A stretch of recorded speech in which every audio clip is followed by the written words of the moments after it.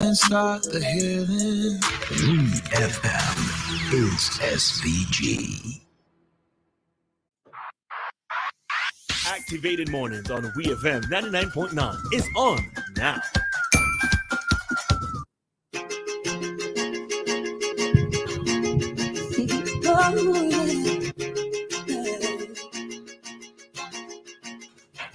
Welcome back, St. Vincent and the Grenadines. The time is 8:54, and we're talking all things cricket right now. You're listening to Activated Mornings, and if you're just joining us, you're listening here. The voice you're hearing is Ari, and with me is Roleza. And this morning we're joined by Kishore Shallow, who is the president of Cricket West Indies, and Marlon Joseph, the hospitality officer at the SVG Tourism Authority. Good morning, gentlemen.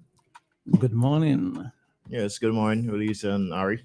Good morning to the listeners as well. Good morning. Welcome to the studios of WEFM. And how are you guys doing? Well, I am doing great. I have been in this studio for a long time, so I'm happy to be back and specifically to be speaking about this exciting topic, the ICC Men's T20 International World Cup coming to St. Vincent and the Grenadines. Okay, so we rolled out the red carpet for you in case you didn't notice, right? So yes. Yeah. Morning, Kish. Morning. I'm going to just add up what Marlon just said. I'm not usually up and shining at this time of the day. You know, you're quick to find me at 2 a.m. Walking, but I'm happy to be here. Thanks for the invitation, and I'm really, really excited about the upcoming World Cup. All right, so tell us more. The floor is over to you guys. Right, so the Men's T20 International ICC World Cup comes to St. Vincent and the Grenadines, the first game being on the 13th of June.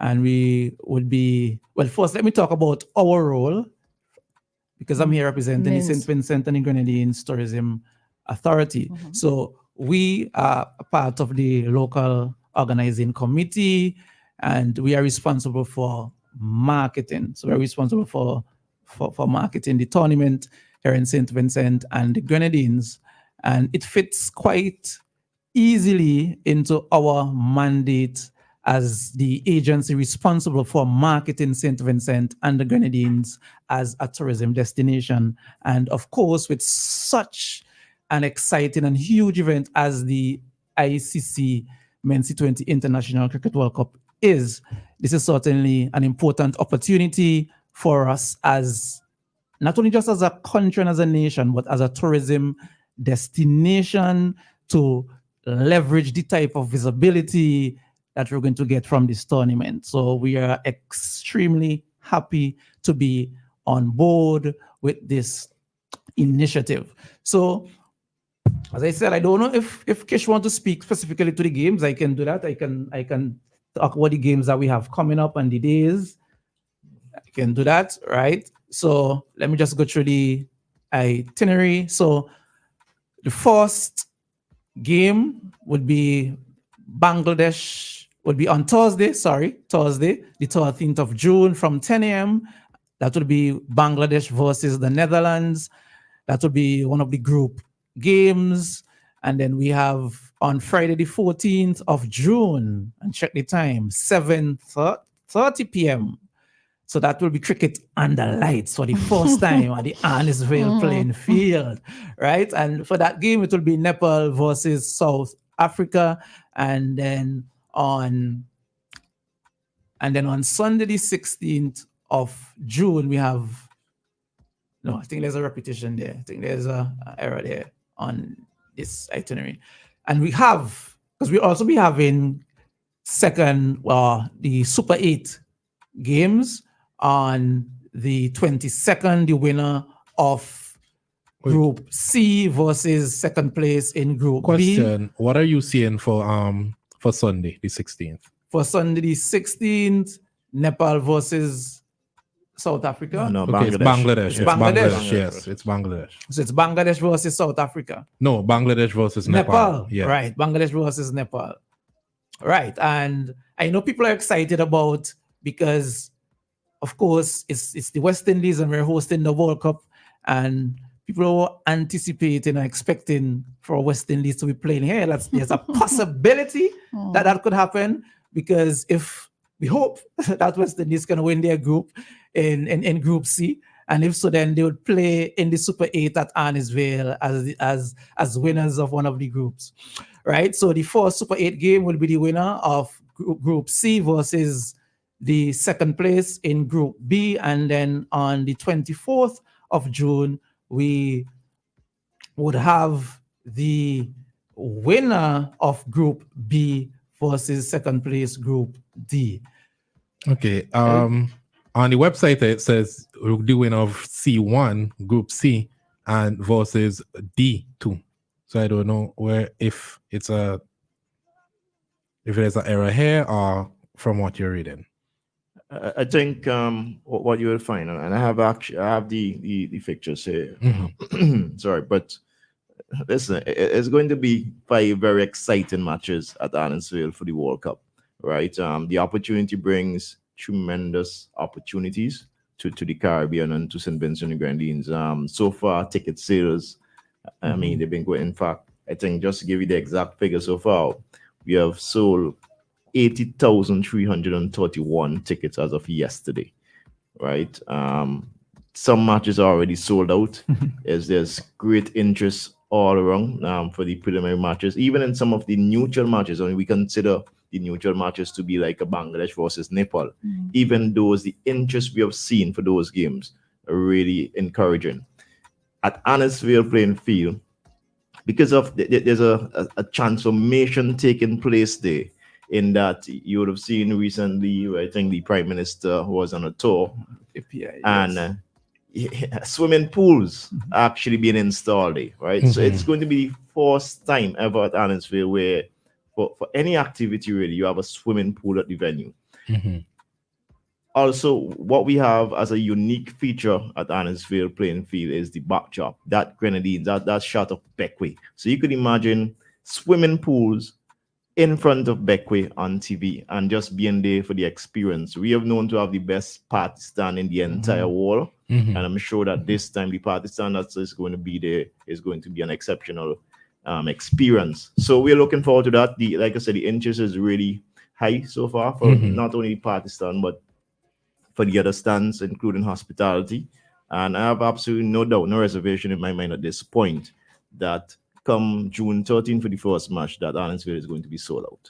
Well, I could say, and I saw the flyer for the Pakistan, assuming that's the official flyer. I was excited because I remember what the Pakistan is, and it's just going to be something amazing. Because as you said, they're going to be swimming pool, they're going to be a bar installed as well. But what I'm curious about, how did we come to host these matches? Well, there was a bid for the World Cup. So Cricket West Indies co-hosting the World Cup with USA. It's obviously the ICC Men's T20 World Cup. It happens every other year. And with the bidding process that took place, SVG along with 5 other countries in the Caribbean, Barbados, Antigua and Barbuda, St. Lucia, Grenada, Trinidad and Tobago, and Guyana are the other countries. And they have successfully bid and won hosting rights for the tournament. St. Vincent was awarded 5 matches. And so, it's a bidding process, but exciting one. It's a very robust process that took place. There were some commitments, of course, from the government of St. Vincent and Grenadines in terms of the standard required for this event. And at this point, all those, so I mentioned the transformation earlier, and that is one of the commitments. So when you go there, based not only on what you see for like the party stand, but if you go like inside the Players Pavilion, you will see serious transformation there, and a lot of work. Lights are being installed, as Marlon alluded to earlier.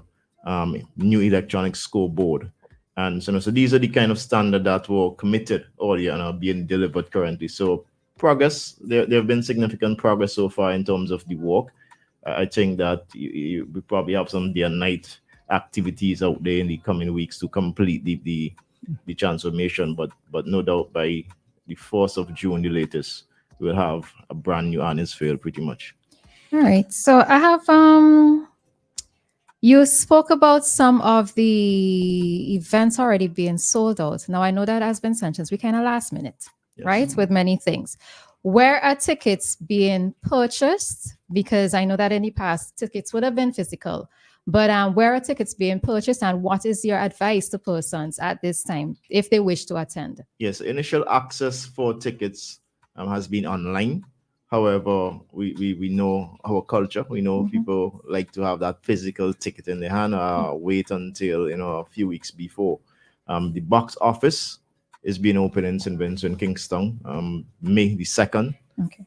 We were hoping to get it open by the end of this month, but there's a slight delay, so it's going to be open on May the 2nd, and that would still give people sufficient time to purchase the ticket. What I would encourage people to do is that if you have access to credit card, debit card, or online, just purchase your tickets online so that you could have preferred seats.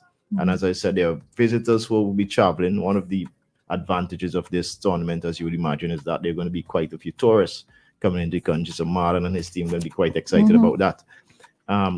So these people are already online purchasing tickets. So if you want to ensure you get the the stand that you're accustomed to going, whether it's Mike Finley's stand or PH Vera, Frank Thomas, go online and purchase those tickets early. But in the event you can't, then there's obviously the option of the box office coming from May 2nd. All right. And just to add to something that she said about tourists coming in and people already booking, and this is for real. There's a popular tour operator, very popular on Facebook, and he told me recently already 3 of his coaster buses have been reserved. He said there are 240 for one of the teams, but there's one just for a group of fans coming to St. Vincent and the Grenadines for cricket. And you're talking about one of those coaster buses, like a 25-seater also. So that can give you an idea of the type of excitement and how people are really gearing up to come to St. Vincent and the Grenadines to watch cricket at Annisville. Right. I just have 2 questions really. Where can persons or will persons be allowed to purchase kits to support their teams?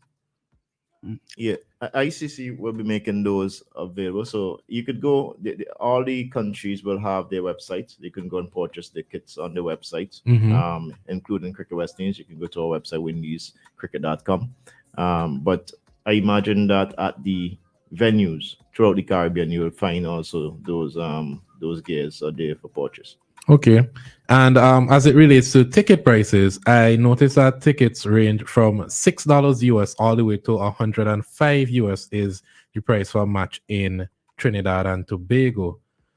Do you know the reasoning behind the ticket prices, or is it that different countries just have to meet certain regulations? No, the tickets in the Caribbean are the same prices. They're just different categories based on the stand that you choose to go and sit, party.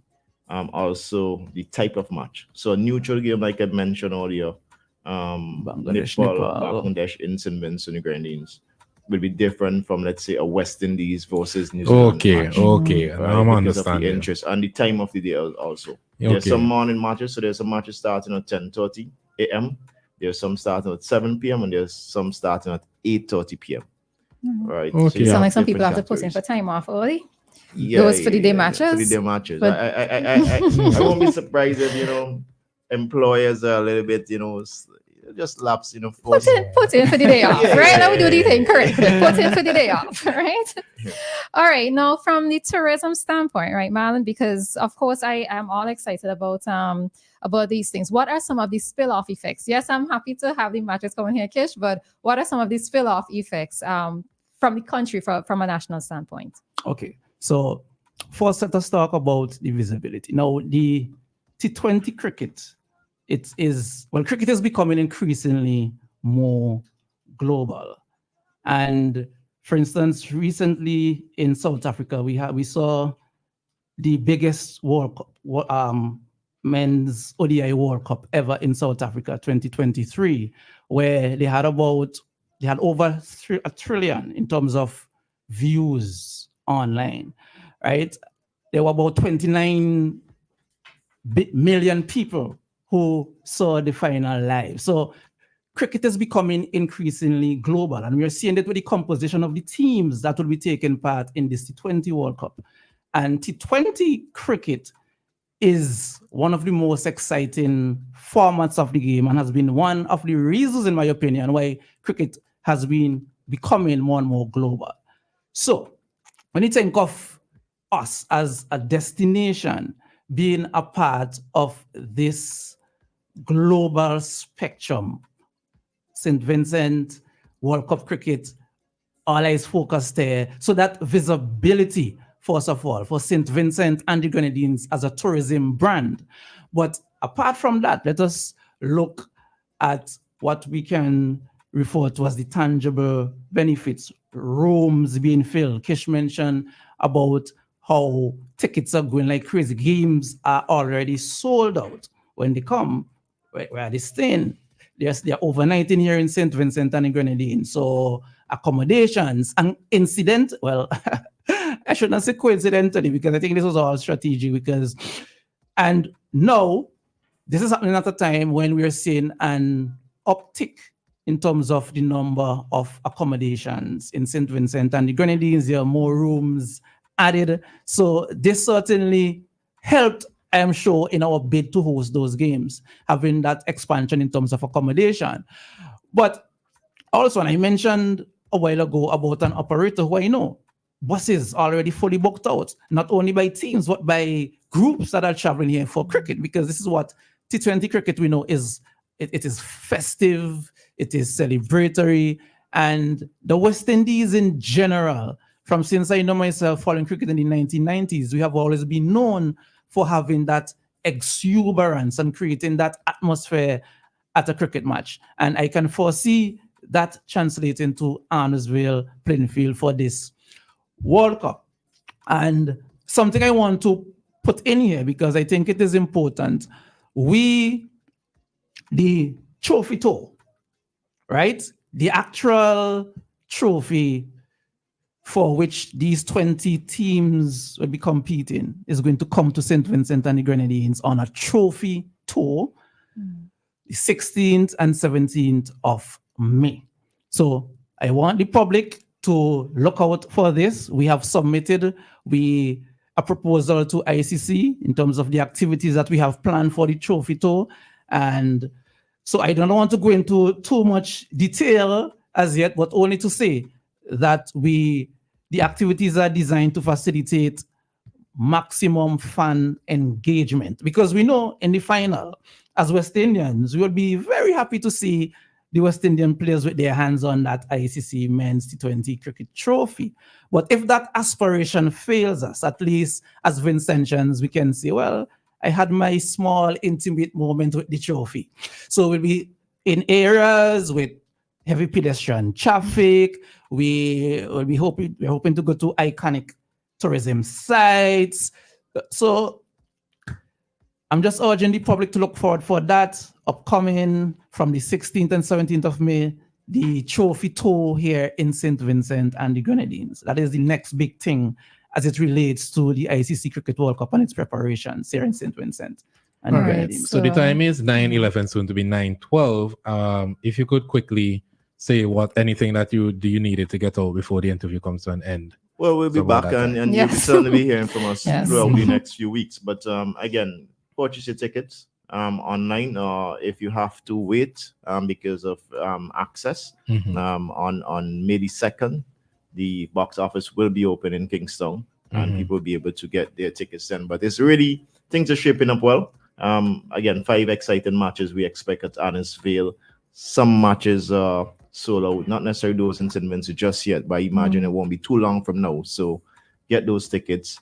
And, Roleza, I look forward to seeing you there. I know nothing about cricket, but I might reach in Pakistan. We never know. Nice. All right. Well, thanks a lot for joining us this morning. Fellas, we do look forward to visiting, to checking out these matches in June and July. So about to bring to you your ECCB currency exchange rates, brought to you by